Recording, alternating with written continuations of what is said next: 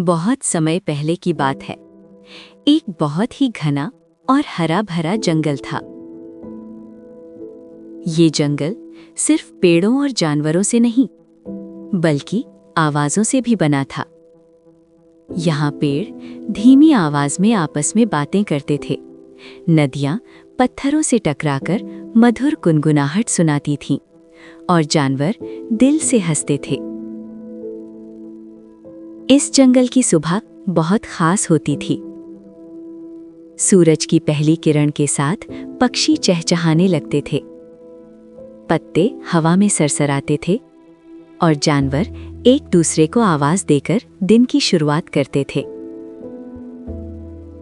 शेर इस जंगल का राजा था। वो ताकतवर था, लेकिन घमंडी नहीं। हाथी सबसे समझदार था। तोता हर खबर सबसे पहले लाता था। बंदर थोड़ा शरारती था, लेकिन दिल का अच्छा। खरगोश डरपोक जरूर था, पर बहुत तेज। और कछुआ सबसे शांत और सबसे धैर्यवान। हर सुबह जंगल आवाजों से भर जाता था। पक्षियों की चहचहाहट, नदी की मधुर ध्वनि और जानवरों की हंसी मजाक भरी बातें। लेकिन एक दिन कुछ बहुत अजीब हुआ। सुबह तो हुई, सूरज भी निकला, लेकिन पक्षी नहीं बोले। नदी बह रही थी, लेकिन उसकी आवाज गायब थी। जानवर जागे, मुंह खोला, लेकिन कोई आवाज नहीं निकली। बंदर उछल कूद कर रहा था, पर उसकी शरारतें खामोश थीं। तोता उड़ रहा था, लेकिन एक शब्द भी नहीं। पूरा जंगल अचानक चुप हो गया था। शेर ने दहाड़ने की कोशिश की। उसने पूरी ताकत लगाई, लेकिन कुछ नहीं हुआ। राजा डर गया। उसने सोचा, अगर मेरी आवाज ही नहीं रही, तो मैं राजा कैसे रहूंगा? उसी समय कछुआ धीरे धीरे जंगल के पुराने हिस्से की ओर चला। वहां एक टूटा हुआ और काई से ढका पत्थर पड़ा था। कछुए ने ध्यान से देखा।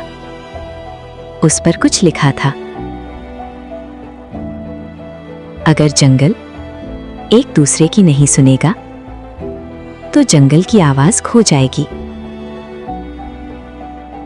कछुए की आंखों में समझ आ गई। उसे सब याद आया, कैसे जानवर एक दूसरे पर चिल्लाते थे, कैसे कोई किसी की बात नहीं सुनता था। हर कोई बस अपनी ही बोलना चाहता था। शायद जंगल ने खामोशी को ही सबक बना लिया था। कछुआ सबको एक बड़े पेड़ के पास ले गया। कहा जाता था, यही पेड़ जंगल की आवाजों की रक्षा करता है। पेड़ पर लिखा था, जो सुनेगा वही बोलेगा।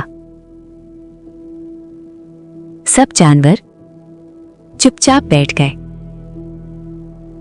इस बार किसी ने बोलने की कोशिश नहीं की।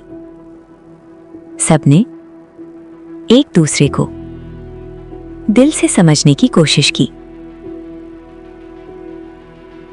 और तभी हल्की सी आवाज आई। पत्ते सरसराए, नदी गुनगुनाई, पक्षी चहचहाए। शेर की आवाज धीरे धीरे वापस आई, लेकिन अब वो पहले से ज्यादा शांत था। जंगल फिर से आवाजों से भर गया, लेकिन इस बार हर कोई ध्यान से सुन भी रहा था। सीख। जो दूसरों की बात सुनना सीखता है उसकी आवाज कभी नहीं खोती। यही थी कहानी उस जंगल की जहां आवाजें खो गई थीं और फिर सुनने से वापस मिली।